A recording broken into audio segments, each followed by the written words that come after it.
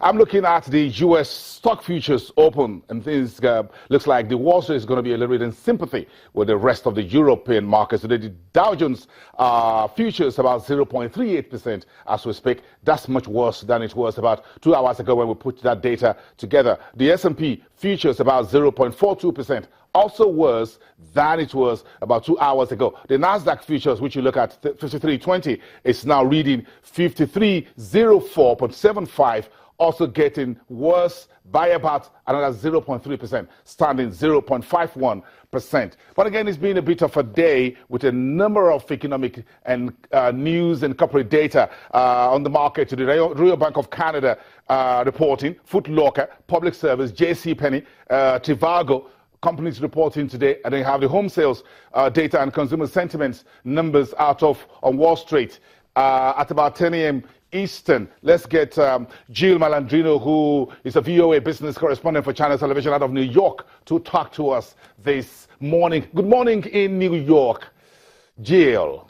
Good morning. It's good to see you. So, the Dow continues to impress, and the Treasury Secretary Mnuchin is holding that scorecard and saying, look, we did this in just about 30 days of the new administration. Talk to us, Jill, what's going on there?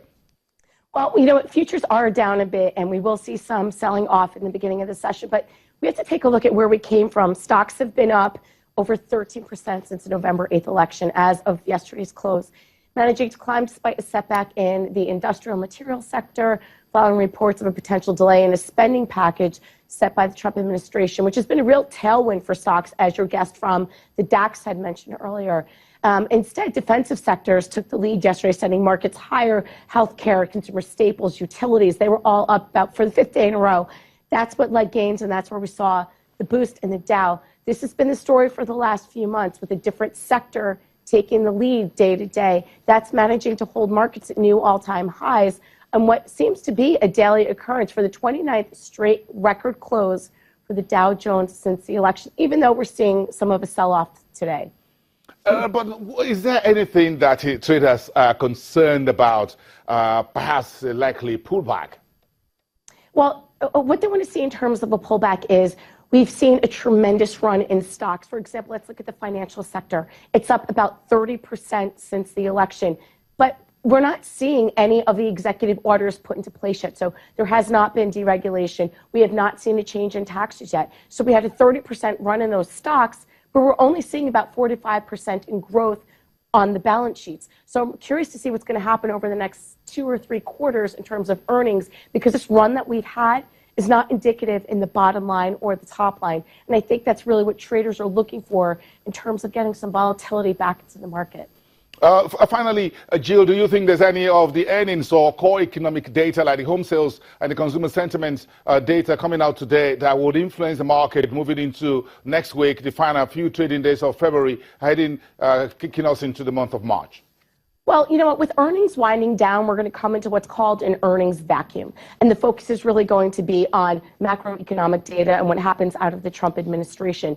Outside of Trump's rhetoric in terms of cutting taxes and deregulation, corporate earnings have actually been improving. Economic data is continuing to improve. So I can understand the run-up in the banks. I can understand why we're seeing that cyclical move into tech stocks. Data and earnings have been quite good. So again, outside of all that rhetoric, it has been positive momentum throughout the 4th quarter in terms of earnings season. So with this earnings vacuum over the next couple of weeks until we get into 1st quarter earnings, all the focus is going to be on the administration.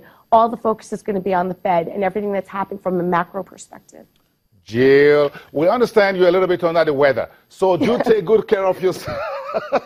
Thank you. I wish I had more to say, but I understand. Get some things down there, get up and running, and see you again next week on the show. Thank you very much, as always, and the rest of the team there for Channels Television out of New York, Jill Malandrino. Let's look at the markets in Asia, mostly lower on Friday, with Samsung Group in South Korea in focus after reports say senior executives tied to the ongoing corruption scandal offered to resign, while its flagship brand introduced new transparency measures to handle large financial donations in particular to the government.